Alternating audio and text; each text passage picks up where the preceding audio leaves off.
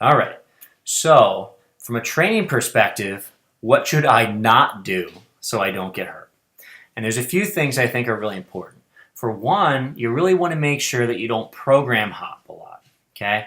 And I see this a lot. So people are doing a powerlifting program, let's say they're using something like Westside, and then they read about German volume training, which is going to be 10 sets of 10, right?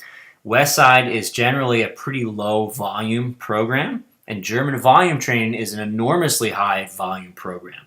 And if you just get excited and shoot straight over from Westside to German volume training, that's a huge spike in your training. So you're likely to have some pain and problems if you do that. All right. What else? Incorporating too much variety in your training.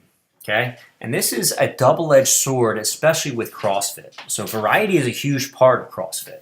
So each week you might be doing, you might not do wall balls one week, you might do it the next. And then you might be doing 150 wall balls in one day, whereas the following week you only do 40 across the entire week. So the amount of variety in terms of volume is so up and down, right? And this represents big spikes. Now, the other part is that if you want your body to adapt to given stress, you need to make sure you consistently apply it, okay? So if you have too much variety in your training, if you have these big spikes in training volume, you're more likely to get hurt, but also you're not likely to adapt just because your body needs to have some consistency in order to adapt, okay?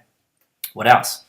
So if you aggressively ramp up your training volume of any particular movement, so that could be a squat, that could be running, whatever it is, that represents a training spike and it's likely to get you hurt, okay? What else?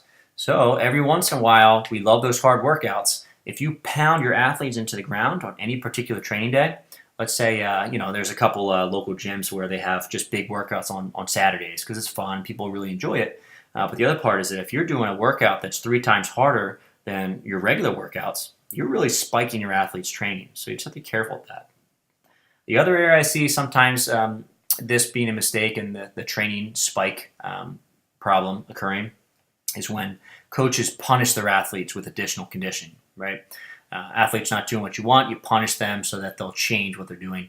You got to be careful with that just because this reinforcement can also represent a big spike in training and you may end up hurting some athletes accidentally when you weren't trying to.